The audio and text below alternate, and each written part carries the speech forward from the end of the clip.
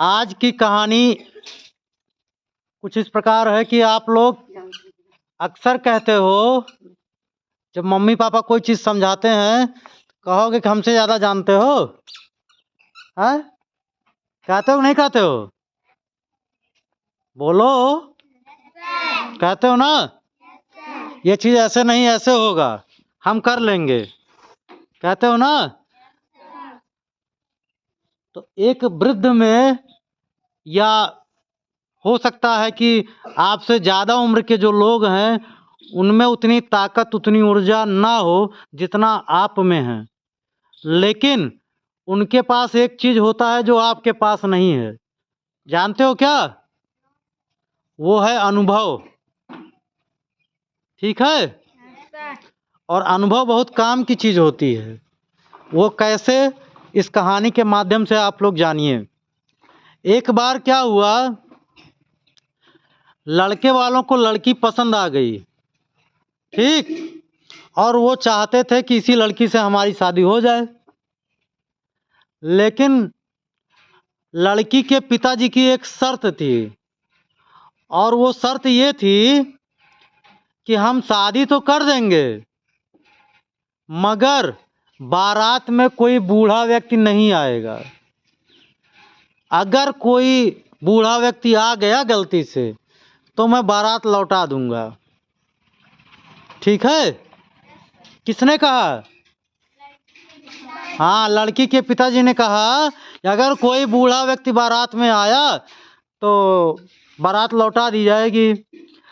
तो लड़के वालों ने हाँ कर ली, मान लिया, लेकिन जितने बूढ़े थे सबको तो समझा ले गए, लेकिन लड़के के नाना नहीं माने।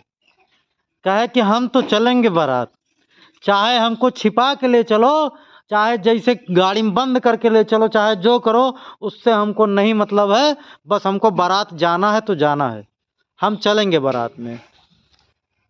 तो जैसे तुम लोग कोई बात नहीं मानते हो ना, वैसे बूढ़े आदमी भी जब जिद पे ठन जाते हैं तो कोई बात नहीं मानते, चाहे इतना समझाओ।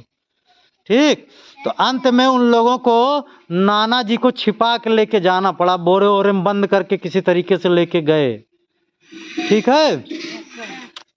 जब बारात पहुंच गई तो लड़की के पिताजी ने कहा, जाओ एक बार पूरा घूम करके आओ और देखो बारात में कोई बूढ़ा तो नहीं आया है। तो गया वो, बारात में पूरा ढूंढा उड़ा तो कोई बूढ़ा दिखाई नहीं दिया।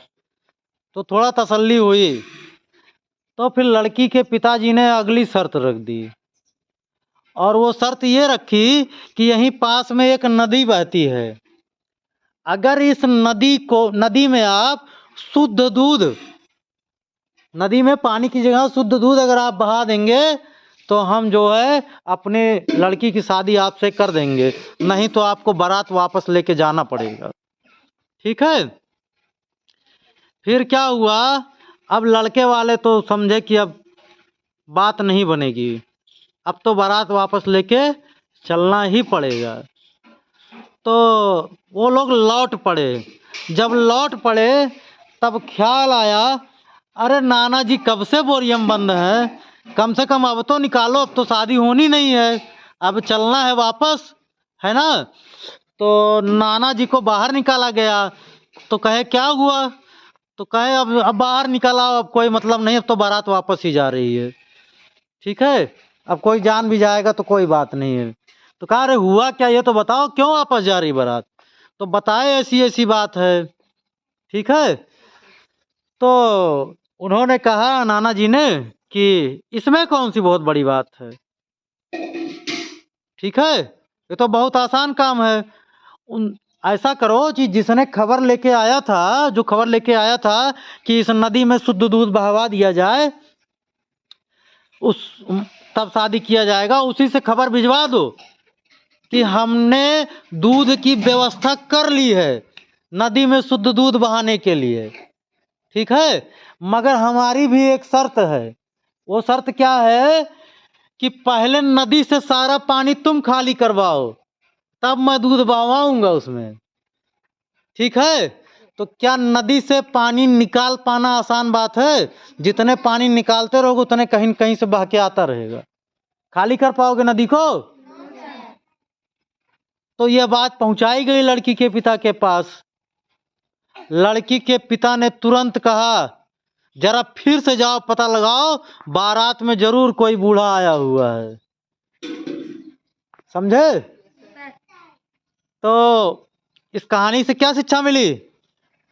अगर वो लोग होते तो सीधे बारात लेके चले जाते ना, लेकिन नाना जी ने दिमाग लगाया, उनको अनुभव था, उनको ज्ञान था, उन्होंने अपने अनुभव से तुरंत बताया। क्या बताया? कि नदी खाली करवा दो तो हम दूध बहवा देंगे। ठीक है? तो इसीलिए कहा जाता है कि आप लोग हमेशा अपने बड़ों का कहना माना करिए। वो जो कहते हैं आपकी भलाई के लिए कहते हैं और अपने अनुभव से कहते हैं। ठीक है? ताली बजाइए सब लोग, मजा आया हो तो।